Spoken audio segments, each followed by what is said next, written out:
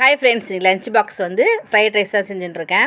அதுக்கு பூண்டு, வெங்காயம், கேரட்டு, பீன்ஸு, கோஸு எல்லாத்தையும் போட்டு வதக்கிட்டு கரம் மசாலா, வெறும் மிளகாத்தூள், சோயா சாஸ், டொமேட்டோ சாஸ் எல்லாத்தையும் போட்டு வடித்து ஆற வச்சுருந்த பிரியாணி ரைஸையும் போட்டு நல்லா கலந்து விட்டுட்டு கடைசியாக மிளகாத்தூள் போட்டால் ஃப்ரைட் ரைஸ் ரெடி ஆகிடுச்சு. லஞ்ச் பாக்ஸ்லாம் கட் ஆகிடுச்சு. முட்டைலாம் சேர்க்கல.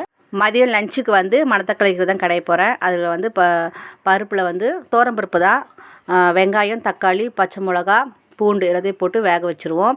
கீரையை வந்து இது மாதிரி உப்பு மஞ்சத்தூளும் போட்டு ஒரு 10 நிமிஷம் ஊற வச்சுட்டு ஒரு 3 அலசிட்டு நம்ம இந்த மாதிரி வேக வச்சு ஒரு 3 விசிட்டு வேக வச்சிங்கன்னா நல்லாயிருக்கும். ஏன் அந்த மாதிரி 10 நிமிஷம் வைக்க சொல்கிறேன்னா, நம்ம க்ளீன் பண்ணும்போது நம்மளுக்கே தெரியாம பூச்சி இருக்கும். அது 10 நிமிஷம் நம்ம அந்த மஞ்சத்தூளும் உப்புலையும் அது இருக்கும்போது அந்த பூச்செல்லாம் செத்துரும்.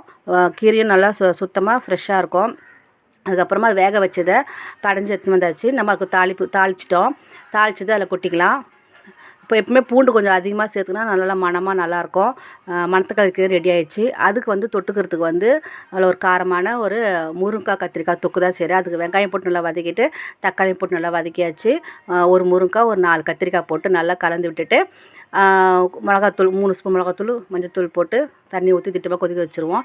இந்த சைடு வந்து அரைக்கீரை பொரிக்கிறதுக்கு எண்ணெய் ஊற்றி மிளகா, கடலப்பருப்பு, உளுத்தம்பருப்பு, வெங்காயம், தட்டி வச்ச பூண்டு போட்டு நல்லா வதக்கிட்டு அரைக்கீரை தான் நல்லா பொடியை அலசி நல்லா பொடியை நறுக்கின அரைக்கீரையை நல்லா போட்டு வதக்கிட்டு ஒரு 3 பத்தை தேங்காய் பதையை போட்டு நல்லா வதக்கி விட்டுட்டிங்கன்னா ரெடி ஆகிடும் கீரை பொரியல். கத்திரிக்காய் தொக்கும் நல்லா சுண்டி வந்துருச்சு. இந்த வீடியோ உங்களுக்கு பிடிச்சிருந்தா லைக் பண்ணுங்கள், சப்ஸ்கிரைப் பண்ணுங்கள்.